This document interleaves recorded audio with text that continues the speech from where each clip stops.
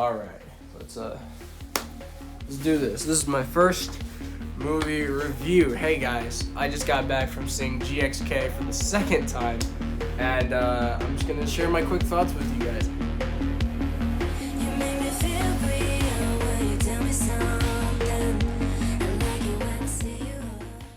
I'm gonna keep it spoiler free, and then I might go into spoilers a little bit later in the video, but let's just start it.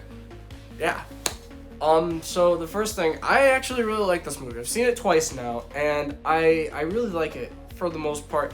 I'll get to it in more of the spoiler things, but basically, I think that half the movie is really good. The half that focuses on the monster action and the monster stuff is really freaking cool, and the other half of the movie is boring and not engaging. And I mean, it's a little engaging. It's probably the best human stuff we've gotten in the Monsterverse, but I really just don't care about the humans in these movies.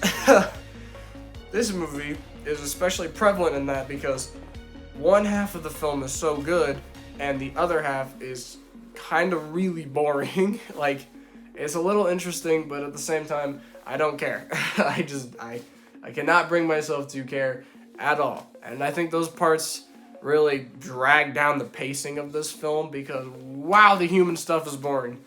It bogs down so much of what makes the other stuff in the movie good that the human stuff just is so boring. But now I'm just gonna start throwing spoilers out there. So, spoiler warning. This is a spoiler part of the section. I really love the monsters in this film, specifically Kong. Kong in this movie could just be recalled Kong's Bad Day, because this is just the saddest stuff, man. Poor guy gets frostbite. He finds his family. They try to kill him like 5 times. He gets jumped. It's really good. He fights Godzilla, gets thrown to a pyramid, gets almost murdered like 5 times. Great stuff there for Kong. He gets a lot of character building. I love Zuko. Zuko is the standout hit of this movie. They nailed it. I love the Atreus, God of War whole, boy, come here, boy. Love that. That whole dynamic between Kong and Zuko is great. Gia and Kong's dynamic in this movie, I feel like, wasn't as strong as it was in GVK. I don't know if that's just me. I didn't feel their connection as strong in this film. But Gia's relationship with Mothra was really good in this film. I enjoyed that quite a bit, actually. And yeah, and now I'm gonna get to my biggest criticism, and it's a weird one. It's actually not Scar King or Shimo. Shimo was a little bit disappointing, I'm not gonna lie.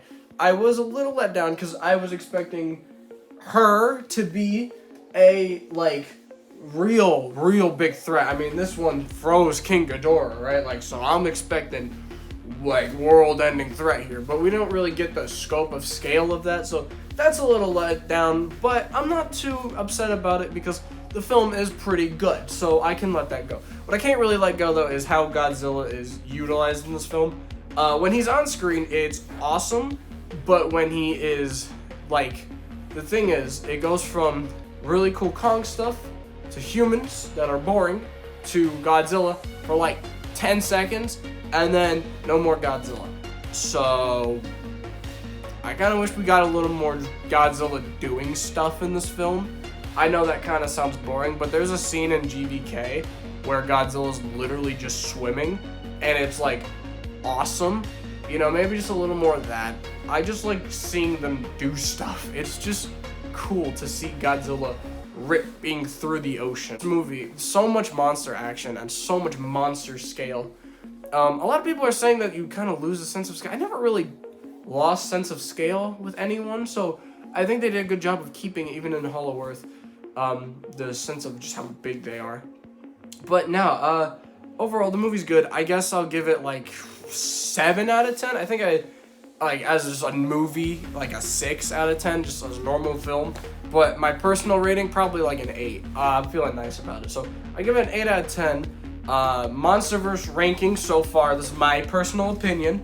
Godzilla 2014 is at the lowest. It's a good film, but it's just got a lot of problems. The ending's too dark and blah, blah, blah, blah, blah. It's not great. Next up is King of the Monsters. Pretty much the same problems with 2014. Too dark. The Rodan scene is the only good monster scene, and the rest of them keep cutting. The film keeps cutting to the humans, and I don't care. Show me 10 seconds of monsters beating the crap out of each other. Next is, for my personal ranking, Kong Skull Island. I really like that film. It's a lot of good. It's really just solid movie. It's easy to watch. Easy, good background noise for me. And then GXK at number 2, and then GVK. I think GVK just edges this one out a little bit. Actually, not a little bit. It's a way better film. But also, I think that these two movies have serious pacing problems in terms of going from monsters to humans back to monsters. Like, I wish there was a cut of GodzillaxKong that was just the monsters and no humans. I know it sounds weird, but legit, the monster scenes are the best part. And it's the same with Godzilla versus Kong. Godzilla versus Kong. I just wish no humans. We just get like a monster cut or something. I don't know. But anyways, 7 out of 10 film. It was good. If you haven't seen it, go check it out because it is actually pretty good. And yeah, that's pretty much all I gotta say. So I'll see you guys in the next video, which is gonna be a good one. So stick around for that. See you guys. Boom.